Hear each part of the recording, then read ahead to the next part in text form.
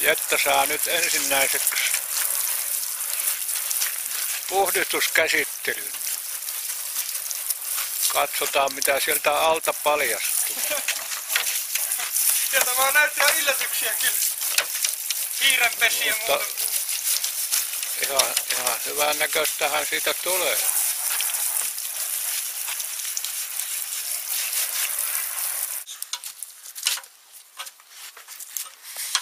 Äsken ajettiin se tähän montulle.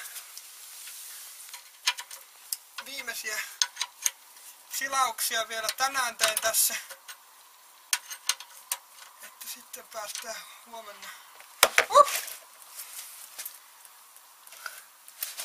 Vähän tuli yli. Kyllä se näyttää aika erikoisella. Ei tämmöistäkään ole tapahtunut koskaan, eikä voinut kuvitellakaan. Mutta että autosta pudotetaan moottori pois ja sitten ruvetaan autoa särkemään. Niin. Semmosta se on. Auto on niin hieno ja siisti ja ehjä ja nyt ruvetaan sitten särkemään autolla. Ja siinä kuvataan tuolla kameralla sitten koko tapahtumaa. Sääli hienova auto vaan lähtee särkemään. Sillä keinoin kai siitä saadaan sitten elokuvaa.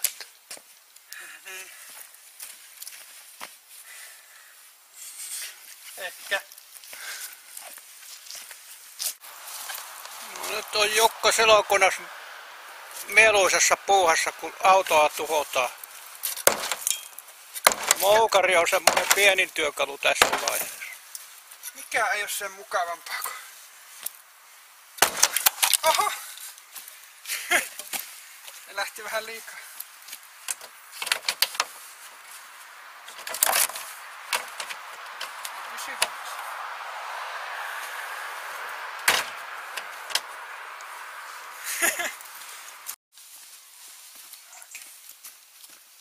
Nyt siitä tuli Nissan Micra.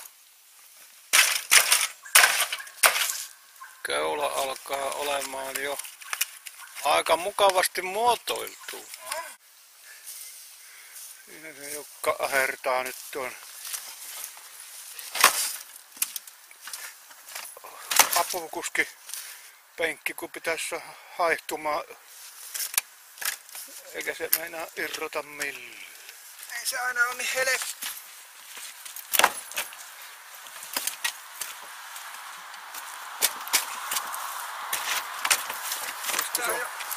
Joskus on korjaaminen vaikeaa, mutta tuntuu sille, että purkaminen on vielä vaikeaa.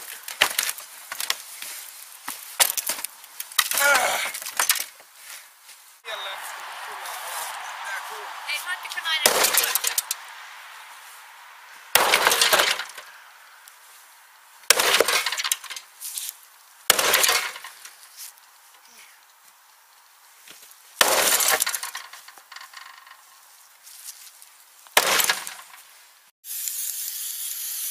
Siinä tulee semmoista myrkkyä, että se haiduttaa se ilmaa maailman tuuliin lopuunkin. Ei siitä autosta ei kovin paljon jäljellä enää ole.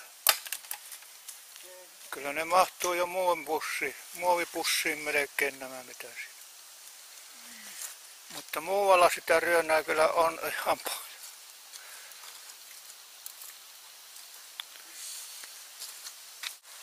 Siinä se auto oli.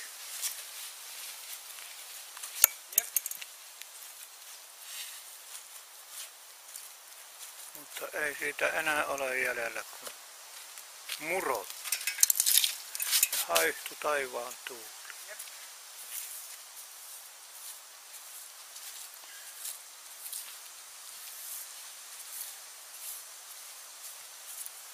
Tuhkaa jäi pieni kasa jäljelle, mutta sekin taitaa haihtua, kun sade tulee, niin sekin haihtuu. Kiva, kun tuli sadepäivä. Siinä on Jetta. Sadepäivä. Tässä sitä osaa on ja sitä on vielä muuallakin aika paljon. Jep. Mutta osa osasta on tässä, joka on varmaan menossa romukeräyspaikka aikanaan.